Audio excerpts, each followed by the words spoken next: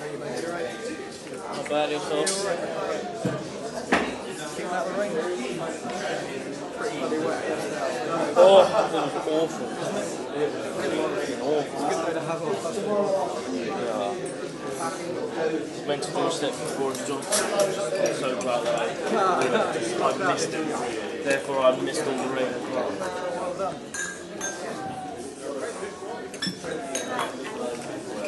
They need to keep on for the whole thing. Okay. I'm here for the whole thing. Okay, cool. Do you want to come in and speak to them directly? Because I didn't really understand that much. Sure, no problem.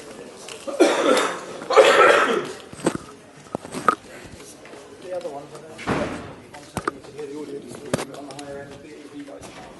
It's probably a general call about whether it's necessary, but... Yeah, okay. Hello. Are you happy to leave it on? Yes, for the whole thing until you're ready to take it off, and I will wait until you give me the go. Okay, well, let's do undressing again. Not completely. Can you just do the same as I've done with this one? Yeah, So we've got it going down, Yeah, through the and then we've got it back on Yeah. the back again.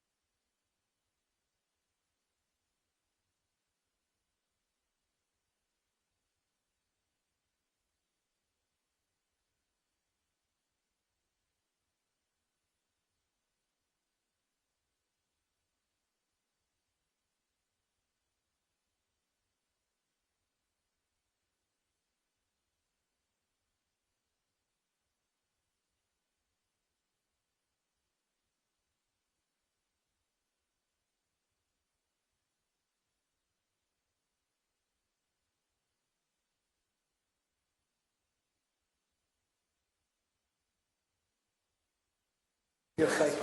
Thank you. Superstar, no, thanks very much. And remember, we've got 2 mics. Yep. And, you know, it's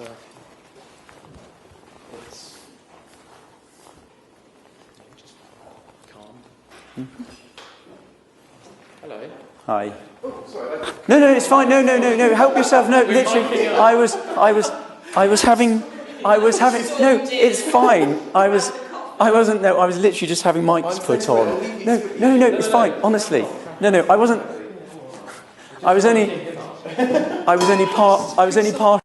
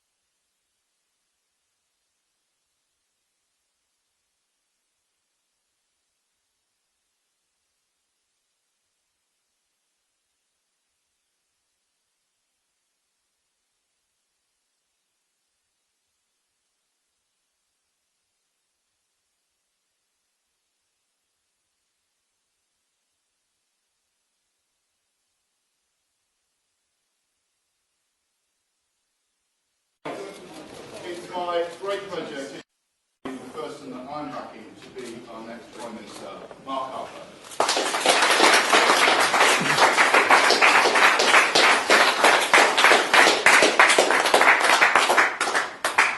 Steve, thank you very much indeed, and thank you very much, ladies and gentlemen.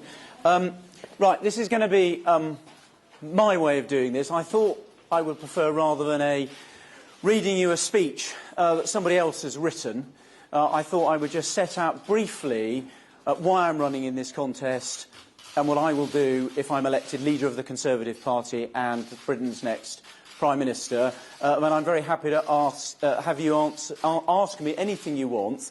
I will try and give you an answer. I've had a look at some of the things that my Ask Me Anything pitch has led to on Twitter, and there's some questions that are beyond my realm of competence. I think Jay Rayner wants me to give my opinion about egg-based sauces, which I'm afraid anyone who's seen me in the kitchen knows won't work. So let me hit straight into it. We're in very challenging times, and this is going to be a very, very difficult next few months for whoever is elected as Prime Minister. We've got to get Brexit delivered. We've got to get the country governed properly for the next 3 years, and then we've got to fight and win the next general election. I think I have a plan to do all three of those, and also to set out what the Conservative Party is about, which is about freedom and it's about opportunity. And opportunity matters to somebody like me. I come from a working class family. My dad was a labourer for the electricity company. My mum was a correspondence clerk, and I'm the first person in my family to go to university.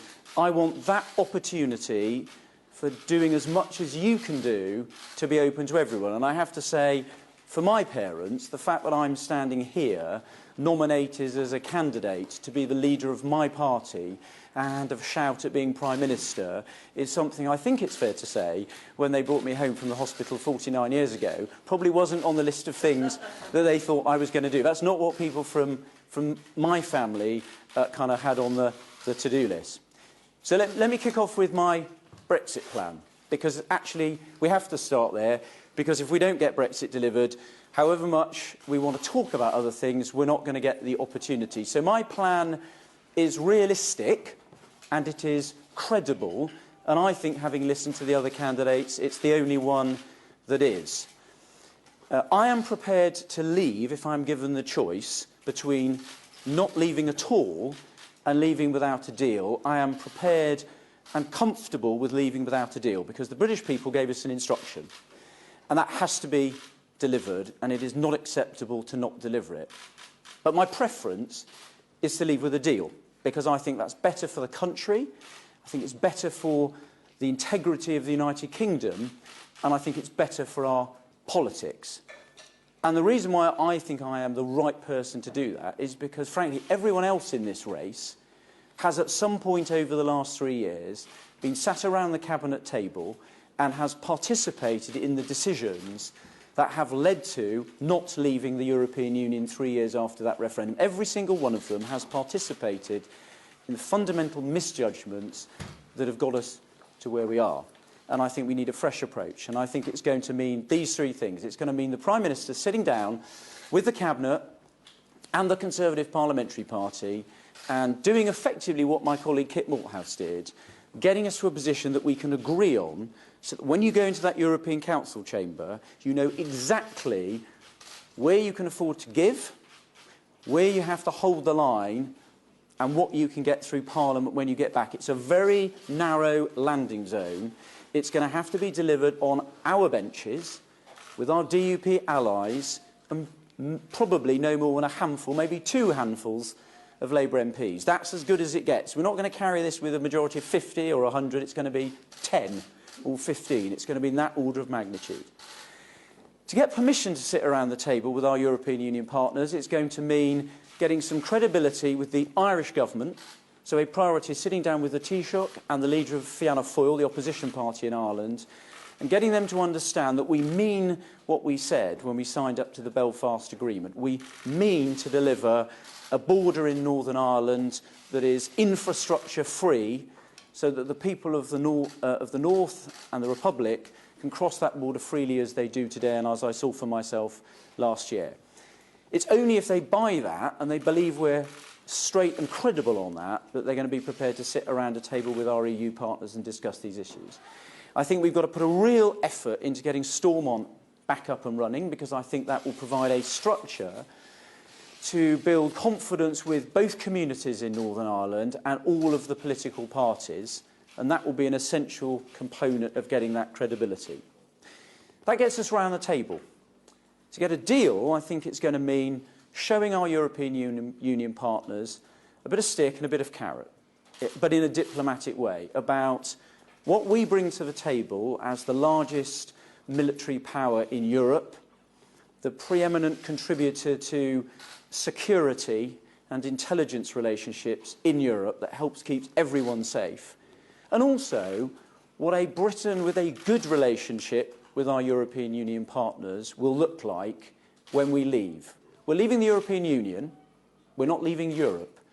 And I think we have to show them that it's worth sitting around the table, and let's face it, going back on what they're going to say for the next 2 months, that they're not prepared to change anything about the withdrawal agreement. And the message I would have for them is, it must be very clear to you by now that the withdrawal agreement, unchanged, isn't going to get through Parliament. If they really hold to not being prepared to talk about it at all, they are saying that they want us to leave without a withdrawal agreement, and I don't think that would be a reasonable position. The reason why I think a no-deal threat is credible is because I think if we approach our European Union partners in a spirit of openness and we bust a gut, we do everything we can to get a deal, and they're simply not prepared to budge, then in those circumstances and only those circumstances will there be a majority in the House of Commons to leave without a deal. And that's why I think a no deal is credible, but it's only credible if you have strained every sinew to get a deal, which is why I'm afraid the bit where I perhaps will make myself not popular with my colleagues is when I say that it is not going to be possible to leave on the 31st of October. I would love to. I voted in Parliament to leave on the 29th of March. I voted to leave on the 12th of April. I voted against extending Article 50 twice. But not enough people in Parliament did so. And I'm afraid it is not credible to say you can renegotiate the withdrawal agreement and get it through both Houses of Parliament by the 31st of October. It's not credible to say that you can somehow make Parliament vote for the existing unchanged withdrawal agreement by the 31st of October. And it's not credible to say, if you haven't properly tried to get a deal, that Parliament won't be able to stop you. We lost a vote in Parliament by 1 on the Cooper-Letwin-Bowles bill, the attempt to stop us. My judgment is, if that happened again and we hadn't tried to get a deal, we wouldn't have the 9 Labour MPs that were with the government, we wouldn't have the DUP, and there would be at least the 14 Conservative colleagues that voted against the government and some more. Mr Speaker would have a majority behind him of at least 40 to do whatever rewriting of the rules he wanted to stop us leaving, however determined the Prime Minister was, which is why I don't think the 31st of October is credible. But I don't believe in kicking the can down the road, and for me, we're not going back to the country in any set of elections till we've left the European Union. And I'm very conscious we've got a set of elections next year, and we're going to have left the European Union before we face the people again. We're not getting 9% in a national set of elections again. I don't think the Conservative Party can survive forcing our voters to vote for other people time after time after time. So that is my Brexit plan. I think it is the only credible plan on the table, and it's informed by my experience as a minister who's taken difficult pieces of legislation through Parliament and as a former government chief whip. Final things before I do questions, John, because I can see you're keen. Final thing, we get Brexit done, we've got to govern for the next 3 years. That's going to mean taking some difficult decisions. It doesn't mean spending 60, 70, 80, 90 billion pounds of taxpayers' money. It's difficult to keep up with my colleagues in this leadership race about how quickly they're spending money. It's fair to set up direction of travel. I want to spend more money on education, further education and apprenticeships for the half of the children that don't get to go to university. But I'm not going to be plucking figures out of the air and making massive commitments. We've just spent 9 years becoming fiscally credible getting the public finances in order, and I'm not throwing it away. And finally, we need to restore proper collective responsibility. We need a government, which will disappoint all the journalists in the room, but a cabinet that doesn't leak like a sieve, where you can't read verbatim transcripts of every cabinet meeting 30 minutes after it's taken place, or sometimes even live on Twitter as it's going. We need proper discipline, a functioning whip's office, and a parliamentary party that remembers that we're a team. And I think the country expects us to function like a team, all pulling together in the national interest. That's what I bring to this party, and you're all invited. Now, ask me some questions. John, you got your hand up first.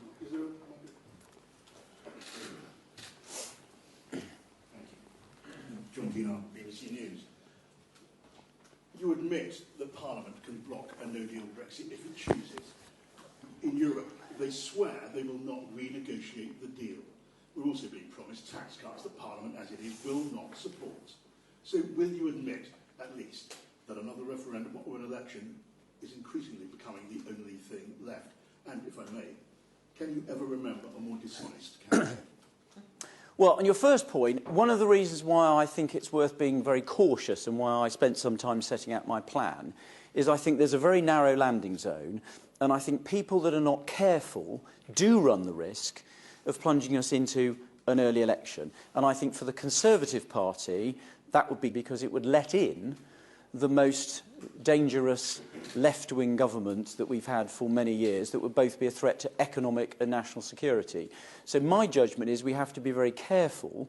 I think there is a landing zone to get a deal through, but I also think there is a majority to leave without a deal, because I think my colleagues who are very, very nervous about no deal would be persuaded to leave on that basis if they felt that there was no other alternative. They're not going to be persuaded of that unless we've seriously tried to get a deal, which is why I think rushing headlong towards the 31st of October isn't a credible plan. On your second point, I think it's worth... I'm not going to use the language you've used, but I am going to try and be very careful here. I believe in keeping my promises, which means I'm careful about the promises I make. And it's very obvious to me that some of the choices that have been set out by some of the other candidates I don't think are the right choices. For me, I want to cut taxes. The tax burden's at a 50-year high. But I want to focus our tax cuts on people at the lower end of the spectrum. We just delivered our manifesto commitments in the budget last year. We've just increased the threshold just a few months ago that kicked in this April for both basic rate and higher rate taxpayers. We've delivered our promise. I don't think we should be promising more money to higher rate taxpayers. I want to focus my efforts at the lower end of the spectrum, both on the national living wage, on work allowances for people on universal credit to get help to families, and on the basic rate of income tax. That covers most people in the country, not a small percentage at the top. The brutal truth is most of the pledges, though, that are being made are not going to happen in this Parliament for the next 3 years. There isn't a majority for them. And I don't think we should be making promises that we can't keep. The toxic thing about not leaving the European Union on the 29th of March, apart from not leaving, was the fact that the Prime Minister had promised over and over again that that's what we were going to do. The warning I would issue is this. For all my colleagues promising that we're going to leave on the 31st of October, nothing will put rocket boosters up Nigel Farage.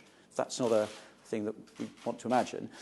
Nothing's going to put rocket boosters under him and his Brexit party, like making a promise that we're going to leave on the 31st of October and then failing to keep it. That's why I'm not making that promise, because it's not credible and it's not deliverable. And I want to destroy the Brexit party by delivering Brexit. Can we very just briefly be honest about dishonesty? If making promises that are impossible and you say yours is the only credible offer isn't dishonest, what is it? Well, I'm going to set out my plan. I want to bring the Conservative Party together at the end of this process because we need to govern. So I'm going to set out my plan. It's for my colleagues and ultimately my members of my party to make a judgment about how credible we're being, and I'm content to leave that judgment to them and for you to write up in your stories. Paul. Paul Brand from ITV News. You're up against some pretty big names in this contest. Not everyone would have heard of you. What do you think is the most interesting thing about you? And secondly, you've invited us here today to ask you whatever we like. We appreciate that. If you had one killer question, what would you ask Boris Johnson? Okay, so look, I'm absolutely happy to accept I am the underdog in this race. I think I'm a serious underdog. I've got 6 years of ministerial experience, including sitting around the cabinet table and delivering a Conservative programme through Parliament when we had a small majority.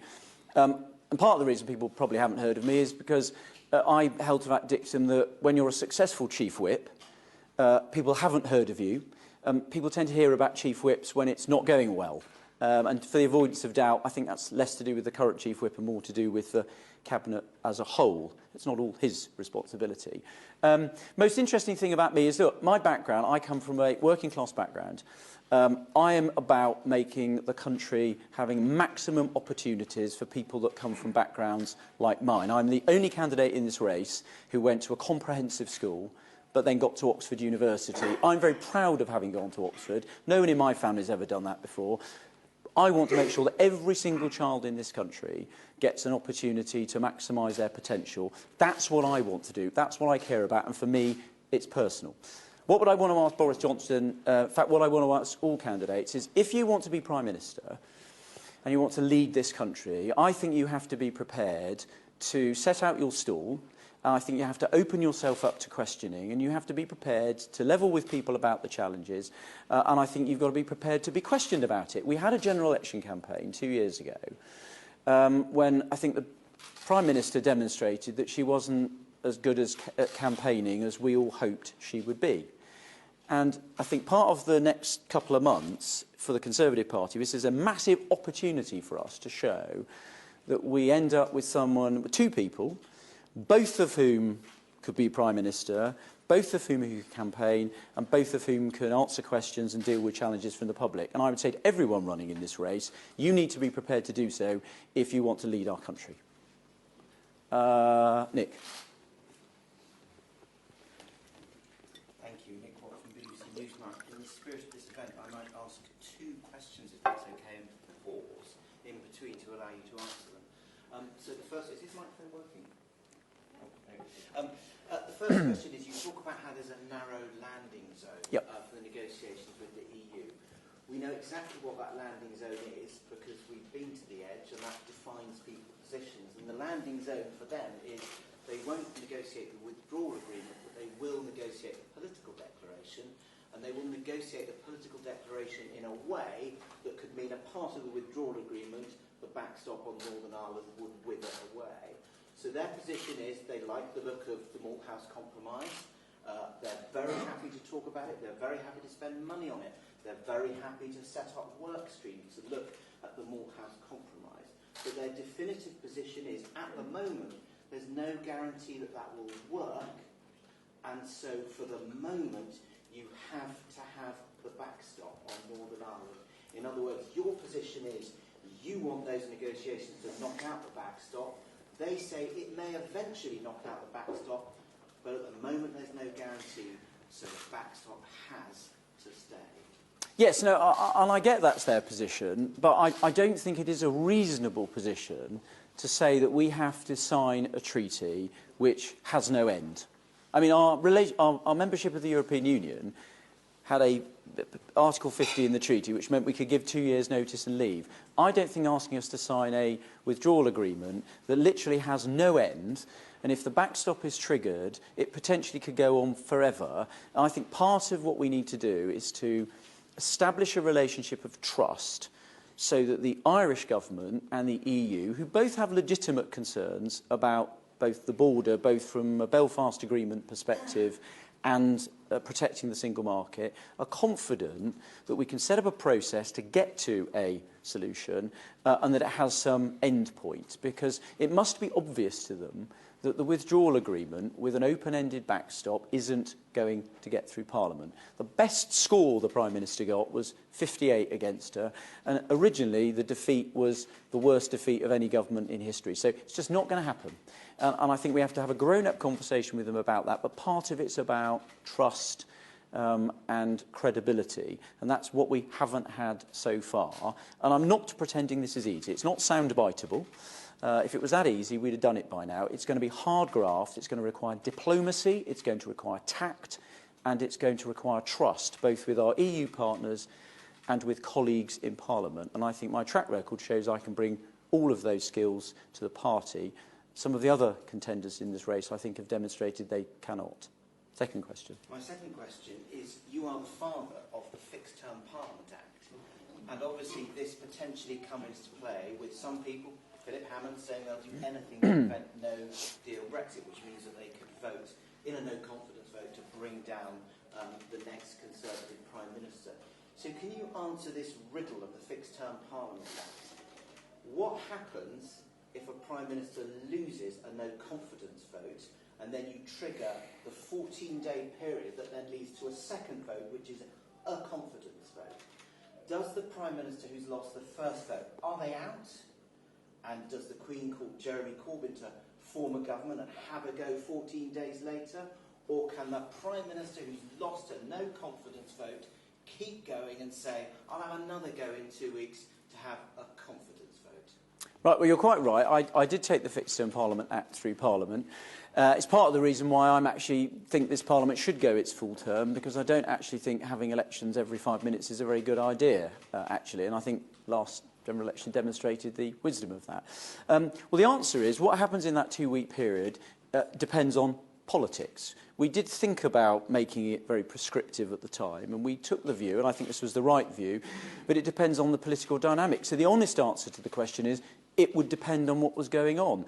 And the question I would, or the challenge I would have to my colleagues who were contemplating what I think would be a very reckless step, is they wouldn't know what was going to happen. It would be perfectly possible that if people voted against a confidence motion, they could end up with Jeremy Corbyn becoming Prime Minister without a general election, and we would then go into a general election with him already being Prime Minister and the Labour Party being in government. And so that's why I would say to my colleagues, I think if Conservative colleagues, those that haven't currently been comfortable with leaving without a deal, if they're faced with a government that has busted a gut, done everything humanly possible to get a deal, but just hasn't been able to get one that can get through Parliament, in those circumstances, seeing what happens to the Conservative Party when we don't deliver Brexit, we get 9% in a national election, and being faced with a Jeremy Corbyn government, I think in those circumstances, there would be a majority in Parliament to leave without a deal. But it is a very narrow landing zone, and you are not going to get there without a great deal of caution. But I think it has to be on the table, because otherwise you're not going to persuade our European Union partners to come back round the table. But this is going to have to be done carefully and cautiously with colleagues, and I don't think you're going to be able to do it by blundering around like a bull in a china shop. Yes, question at the back.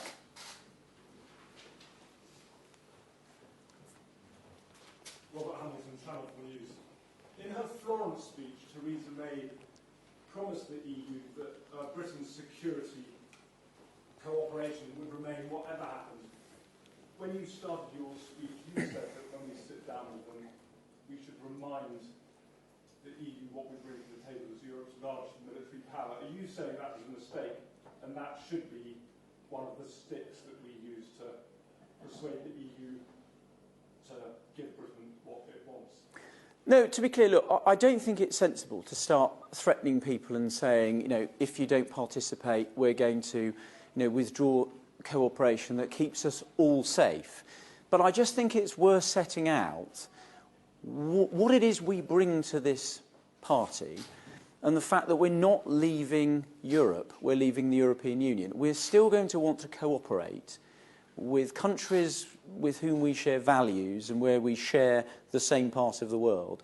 We're going to want to keep ourselves collectively safe. We're engaged with most of them in NATO. We're the largest European member of NATO. We're going to want to continue working with them on shared foreign policy goals. For example, we're with them on keeping Iran contained. We want to continue showing that. I just don't think we've done a very good job of showing them what we bring to the party, and what a future relationship would look like with a cooperative Britain, as contrasted with if they were to force us to leave without a deal, and that was to be a very uncomfortable experience. I don't think that relationship would be one that would be in Britain's interest or our European partners. And I think we just have to set out some of these things so that they look at both the upside and the downsides of a future relationship with us outside the European Union. And I don't think we've done that consistently enough. You're right, the Prime Minister did set that out in Florence, but I think she's done that consistently enough over the last few years.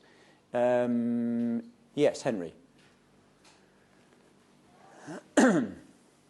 Lots of people in Westminster think you're just running to get back into the cabinet. You've been very clear that you think a pledge to leave the EU on October 31st is not credible, which, as you know, many of the leading contenders have made. So presumably you would rule out now serving in any cabinet led by, say, Boris Johnson or a Prime Minister who says that we can leave the EU on October 31st, come on. Well, two things, Henry. First of all, just to be clear, I can think of easier ways of trying to get a job in government than running to be leader of my party, okay? So you put yourself up to do this. I'm doing this for one reason and one reason only, which I set out. I think I've got the skills to be able to get this job done. I've been a member of this party for 30 years, and unlike some of my contenders, I'm the only candidate in this race who represents a seat in Parliament that I had to win back from an opposition party. When I was selected to fight it, it had a Labour majority of 6,500. I won it in 2005, held it in 2010, 2015 and 2017. It now has a Tory majority of close to 10,000. It didn't get there by accident. I know how to beat the Labour Party and keep them beat. And I want to make sure we don't throw any seats away like we did 2 years ago. So I'm in this because I want to win it, and I think I'm the right person to do it. And if I get down to the final two, if I'm not successful, I want to make sure the winner is properly tested, and I will see this contest the distance. So whatever job, if there's a leading contender, whatever job they offer me, I'm not going away. It's in the national interest that this contest goes the distance, and whoever wins is properly tested, both campaigning and in terms of their plan, because we saw what happened 2 years ago when that didn't happen, and it didn't end well. That's why I'm in this race, and that's why I'm in it to win. Yes.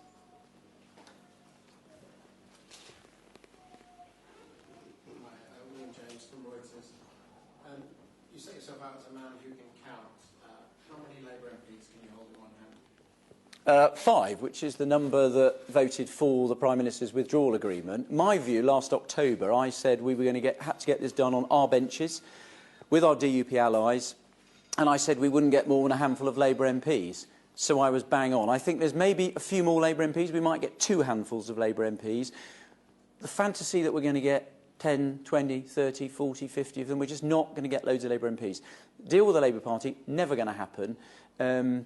One of my opponents in this race, I thought, set out very powerfully why Jeremy Corbyn was not fit to be Prime Minister when he wound up the speech in the vote of confidence. I agreed with every single word he said. But my view is, if you believe all of those things about Jeremy Corbyn, it was a mistake to think that you were ever going to be able to do a deal with him in the national interest, because that's not what Jeremy Corbyn's about. It's made the wrong call about every big issue over the last 30 years, and I saw in the House of Commons over Salisbury, when we were attacked by a foreign power with chemical weapons, the Prime Minister, to her credit, made exactly the right call. Jeremy Corbyn, when faced with the choice, defaulted to believing what a state that had just attacked us thought, rather than our own intelligence agencies. Not a man you can do business with. Lots of very decent Labour MPs. My experience on this, first vote the Prime Minister had when she became Prime Minister was on Trident. You'll remember lots of Labour MPs voted with the government. All the whipping for that and the relationships that got that to happen were all done when I was Chief Whip. I know how to work with the Labour Party, but it's a very small number of people we're going to get on our benches. Predominantly, it's going to have to be Tory MPs and our DUP allies, with some Labour MPs adding on. They're not going to get it over the line for us. Would you offer them anything? Well, I think you've got to explain to them what remember, a lot of Labour MPs come from areas of the country that voted to leave, and some of them want to do a deal, but they didn't have the confidence that it was going to get over the line. They're not going to help us be defeated by a smaller margin. They're only going to vote with us if they think we can get the deal over the line. That's why it needs to be credible. Yes? Mark, will you take part in TV debates? Yes, I think it's essential that anybody in this race takes part in TV debates. So if I'm in the race after Thursday, which I'm very confident I will be, I think there are TV debates at the weekend, and I think there is another raft of them next week. And if I'm in the final two, I'll take part in all of the debates that the broadcasters are laying on. I think it's important that we have that level of scrutiny. And do you think what do you say to candidates who suggest that they may not take part in TV debates? Well, I think, look, this race is about who can campaign. You know, some of the candidates are saying that they're fantastic campaigners and they can reach the parts of the country that other people can't reach, you know, and you can let them out on the doorstep and they can persuade people. Well, let's show us. I think this race, we're going to have loads of hustings meetings around the country for the final two. I think you've got to be prepared to go out there, make the case to our members and make the case to the public, because we have to be very conscious. We're running to be leader of the Conservative and Unionist Party, but the winner of that contest is going to become the Prime Minister of the United Kingdom. And I think the public are entitled to see us in action, see us answering questions, and frankly, it's also an opportunity. Effectively, this is the start of the start of the 2022 general election campaign, because at the end of this process, the public's going to have taken a view about the person that becomes Prime Minister. And if we're going to win that election in 2022, we better make sure that the view they reach is a very positive one.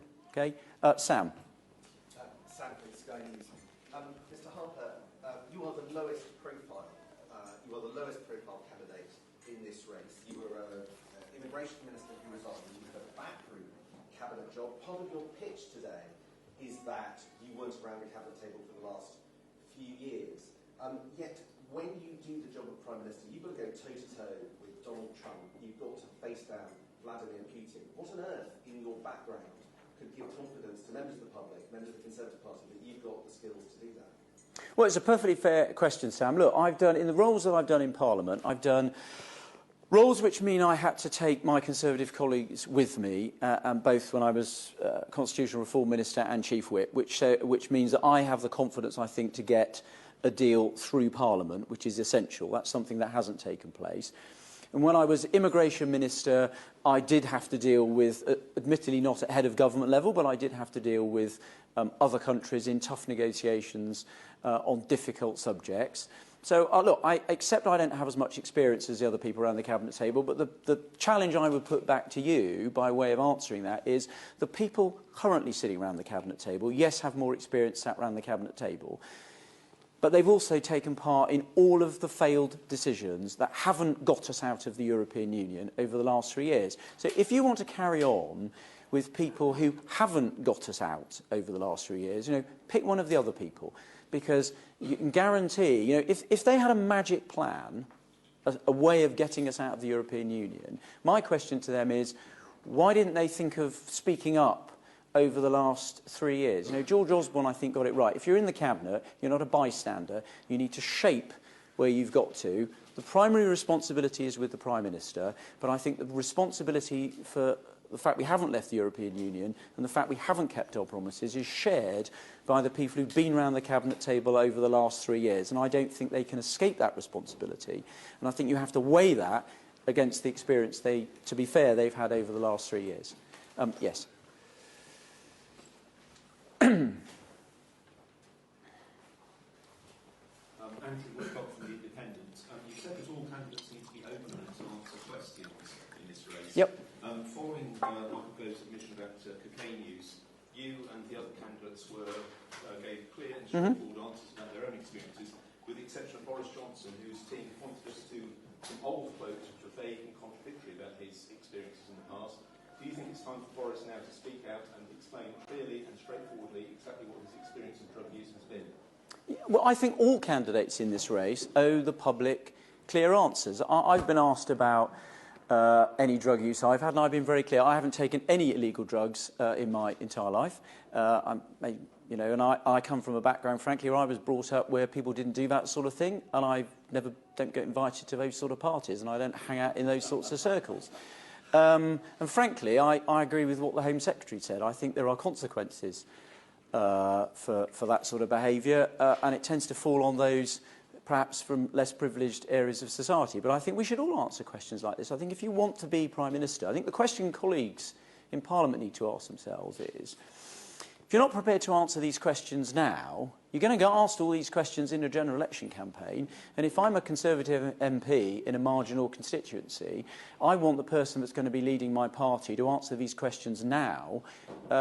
I don't want them to be answering these questions in 3 years' time when it's going to be my marginal constituency that's up for grabs. So I think everyone has to answer those questions, and then my colleagues will make a judgment about how frank and open we've been. And and if you've got nothing to hide, you won't mind answering the questions.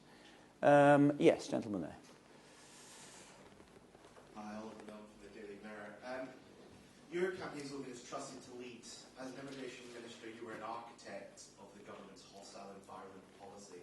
British citizens have been denied cancer care. Many have been unable to return home. Why should they trust you? Well, first of all, we were in charge of tightening up the immigration system so that only people who were legally in the United Kingdom were able to be here and use our public services. Now, it is absolutely the case that there have been a number of examples where the administration of that has been at fault. And I think one of the things that we should focus on in government is not just passing laws, but we should also make sure that we govern the country properly. And where there have been mistakes, they need to be corrected. And we need to make sure that people entitled to be in Britain, so British citizens and those who are here lawfully, are able to live here safely and securely and access public services they're entitled to. And we should make sure that people who are not here lawfully are removed and leave the country. That's what people expect us to do.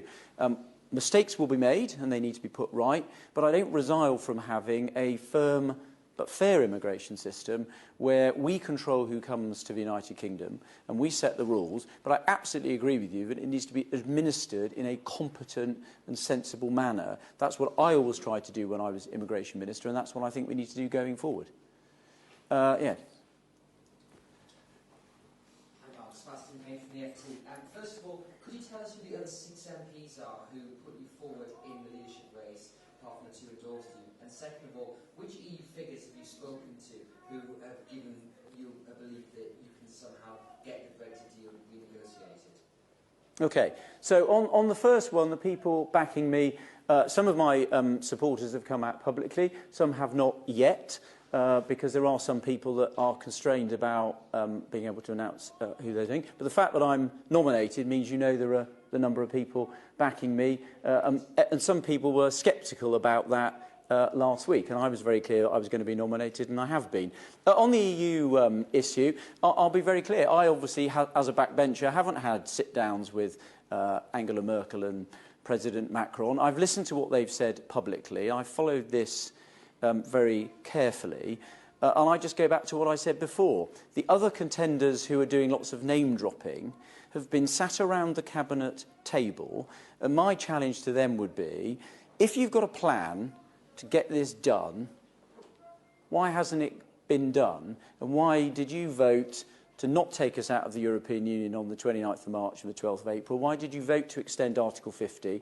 And why did you lead us into a set of European elections where we scored the lowest vote in a national set of elections that the Conservative Party's ever scored in its history? I don't think that's a record that I would be proud of, and I'm very happy to say that I am fresh face doing this. But frankly, if we carry on with the same approach that we've had for the last 3 years, we're going to get the same answer. So we need a fresh approach, and I think that will be ultimately more successful. Robert. So I'm going to slightly churlish and say that you invited us here with the promise that we could ask anything. It's not a lot of point of Seb asking you a question which you didn't know the answer. But on the on a different point, you appear to agree with Jeremy Hunt that if you have a general election before delivering Brexit, the Tory party will be annihilated. But equally, it's pointless being Prime Minister in a hung Parliament, whereas like the current Prime Minister has shown that you can't do anything. You literally can't. You can't get taxes, reforms, you can't do anything in the current Parliament. So if you deliver Brexit, how urgent at that point would it be for you to hold a general election? Well, I think, look, first of all, I do agree it is difficult to get things done in a hung Parliament. I don't agree it's not possible to get anything done. So we do have a majority with our confidence and supply partners. I accept it's not a very large majority, but I don't accept... There are two things I think you can do. First of all, I think you can, if you communicate outside Westminster and you can set out credible, popular policies, then I think you can actually create an environment in Parliament where actually you can take your MPs and our confidence and supply partners with you, and actually where your opponents in Parliament, not just the Labour Party but the other parties, actually won't be desperately trying to stop you, because you'll actually be doing things that are popular. I mean, it would be quite a novelty to come up with policies that were popular and we were championing. So I don't agree you can't do anything. But I also think, in terms of laying the groundwork for the next election, we could actually set out some proper Conservative policies that would be popular in the country. And I accept it might not be possible to deliver all of them in Parliament, but I think actually, and you wouldn't want to be doing this every day of the week, but actually if we set some out, we had an argument about them, we set out a case, some of them we wouldn't get through Parliament, but then we'd be able to say to the public, here's this policy which solves this difficult social issue, we think this is the right policy, we can't get it through Parliament at the moment. This is why at the general election when it comes, we're going to be asking you to give us a majority. And I think we could do that and we could lay the groundwork for that campaign in 2022. But I don't accept the premise of the question, but it is impossible to govern with a small majority. Difficult, yes, but not impossible. But you do have to want to solve some of these problems. Let me give you an example. Adult social care. We've been talking about it since the general election. There's a green paper. We're going to consult on it again.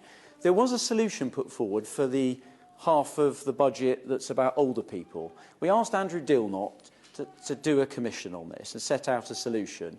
He did so. The conclusion he reached was that the public didn't think the taxpayer should pay for everything, but it also thought it was unfair that people should use all of their resources by the last 23,000 to pay for it themselves. He suggested that we capped it. That's already been legislated for.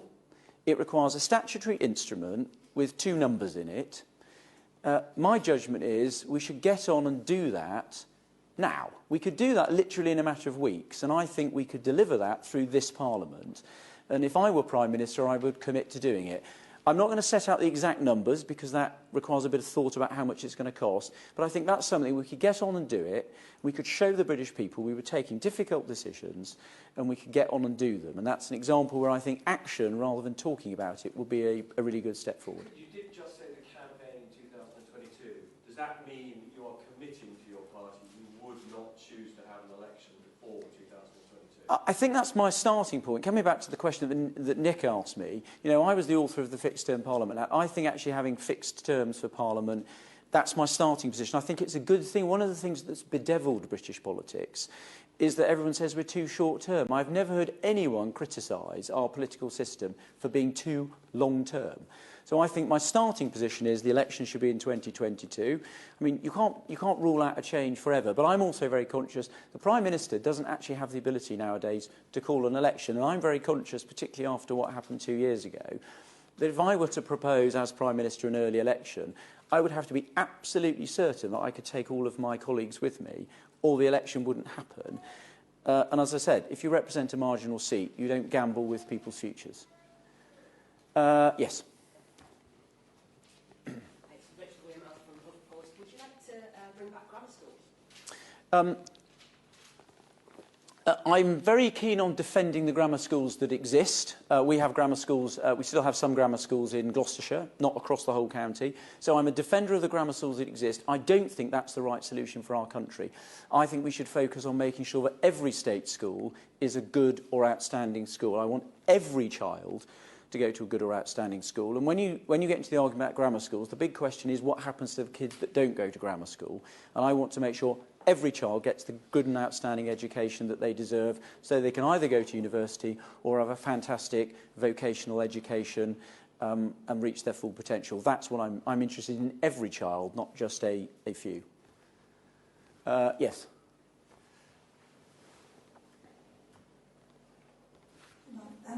Do you regret as an immigration minister you sort of go home vans, especially when it turned out that over 2/3 of the calls to the hotline were hoaxes? Well, look, very clearly, the message on the vans was about people who were in Britain illegally.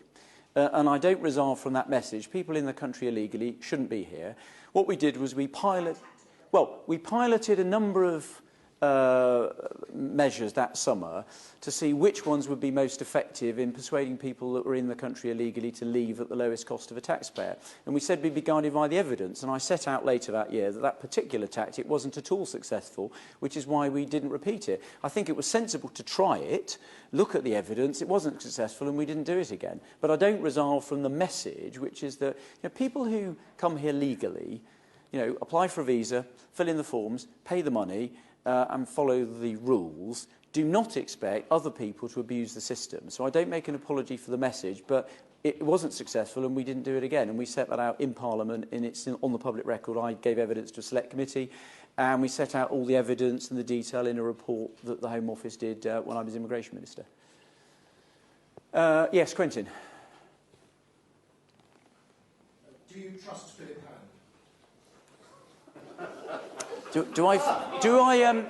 Do I trust Philip Hammond to do what?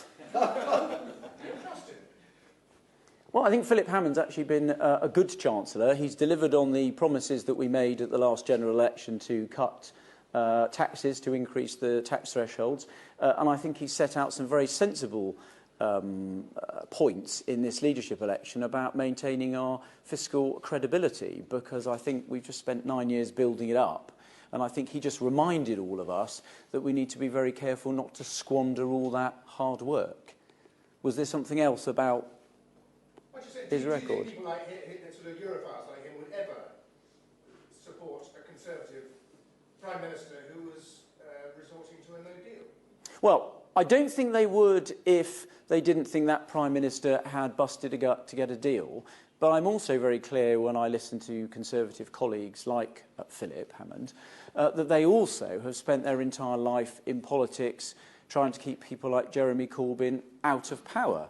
And they would be faced with a difficult issue. Those Conservative colleagues that voted for the Cooper-Letwin-Bowles bill, that voted against us leaving without a withdrawal agreement, without a deal, were motivated, based on my conversations with them, because they feared the economic damage and the political damage to the Conservative Party.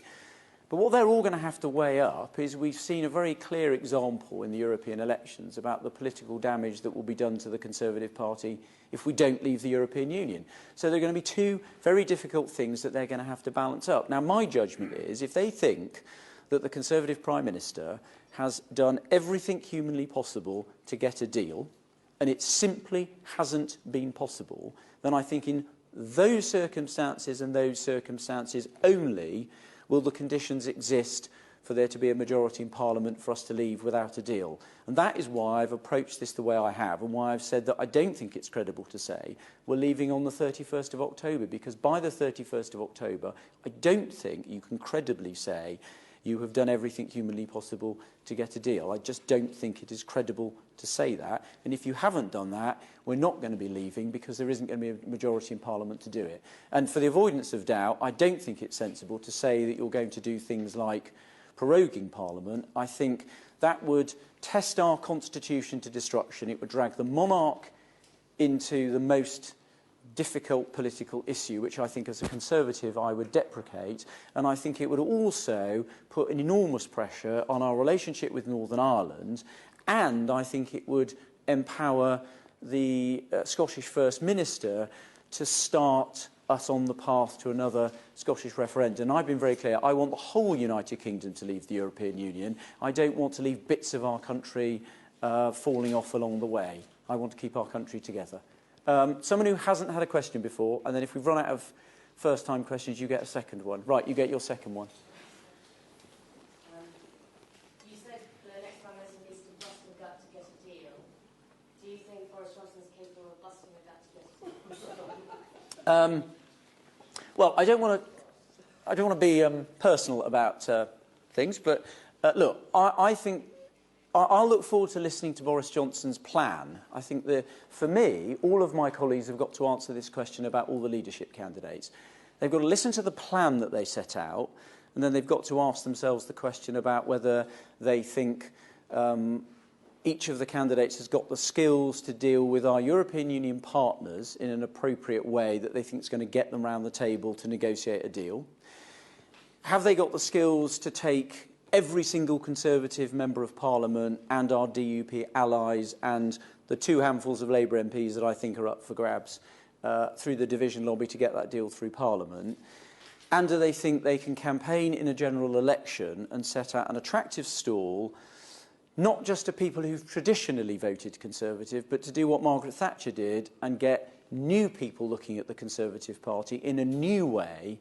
I mean, I'll come back to the point that the perfectly fair question that Sam asked me. One of the reasons why I think actually having somebody like me as leader would be helpful is because actually I'm less well known than the other candidates, and I think actually it would mean that people would look at the Conservative Party and say, they've just elected this guy, we don't know very much about him. Actually, is there something about him because of his background, because of what he's offering? We should take a second look at the Conservative Party.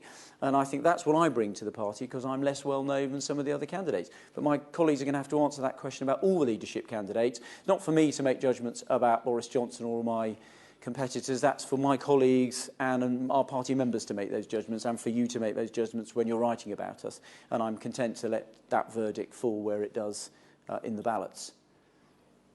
Right, are we all questioned out? We've done every single question everyone wanted to ask. Right, one more, go on, you have the last one. Sorry, go on, I did say you could ask me anything. Who would win in a fight? A lion or a bear? Right, very good. So, for those of you who didn't spot this, when I was going to Swindon, my hometown, last Friday, I did the Ask Me Anything thing on Twitter, and Twitter being what it is, we got some fantastic questions, and the one I answered, slightly tongue-in-cheek, was which would win a battle pound for pound, and I said it would be the honey badger against the stag beetle. So I'm going to answer that one. So what was your question? In a fight, it would be a lion or a bear. Okay, on the basis that the lion is the symbol of Britain, I'm going to say the lion. And that's your final answer. There you go.